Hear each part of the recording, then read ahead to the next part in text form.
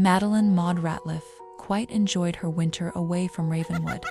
Unlike her sister, Addie liked the presence of such lively sound and chaos. It was at her own insistence that her parents threw a party for Winterfest Eve, considering she would be missing the ethers. Dishwater greeted their guests while Addie delighted in them. That was all well and good, despite her parents' refusal of a second party for Winterfest proper. Once the festivities were over, Addie required more.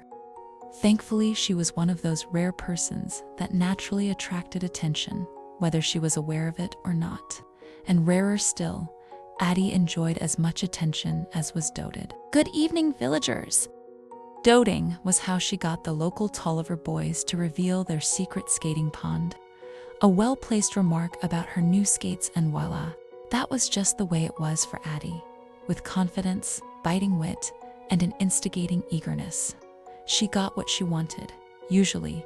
"Mother, father, I have many friends, wouldn't you agree?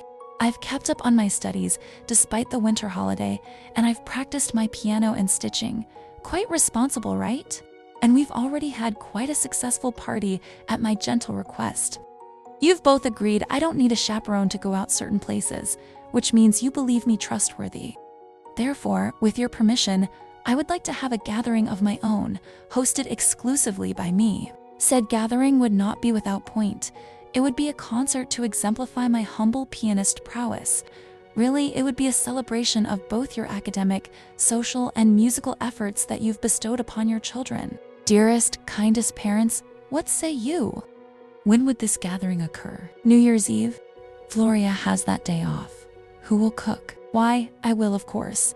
How difficult can it be? And your mother and I won't be the hosts.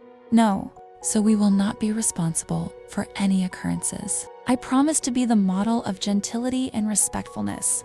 Then we agree that you can have and host your New Year's Eve gathering." With diligence, Addie wrote out her invitations by hand and received prompt and positive responses. "I heard you're having a concert. Aren't I invited?" "Let me check my invitation list. No. You said music had no place in your life, David Tolliver. And why would I invite a naysayer to boo and hiss so?" "Well, I don't. Maybe I didn't really mean that, did I?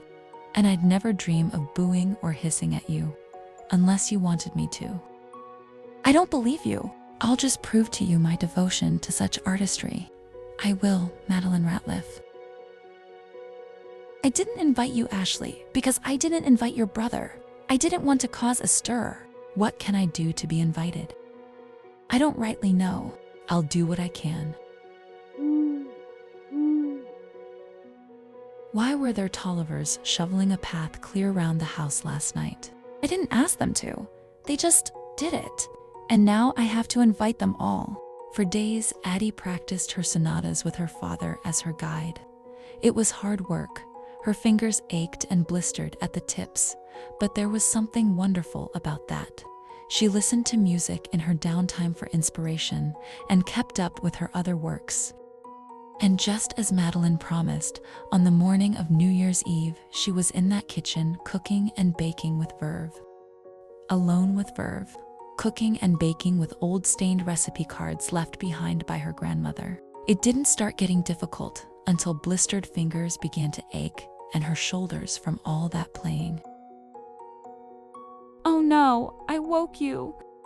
"Are you doing all right down here?" "You must go away. I told Mother I'd do it alone. Even if I've burned the cake and ruined the puffs, and she'll never trust me to do anything alone again." "I'll help. It'll stay our little secret." "Thank you, Daddy." Cooking and cleaning was so much worse than Addie could have ever imagined. "You get upstairs and wash. I'll finish down here." After all that effort, Addie was sure she had to put her absolute best foot forward, and that meant looking the part, acting the part, and playing better than she ever had. Her little gathering of concertgoers was well attended. Everyone ate their treats and chatted about how excited they were for a night of wintry music to tune in the new year. Though there was one guest suspiciously absent, Addie tried to put it out of her mind as to not trouble her playing. Stupid Forest Boys. Stupid David. At least Ashley was there. No naysaying from him. In the end, the night was a raving success. As it turns out, Addie had real talent to be humble for.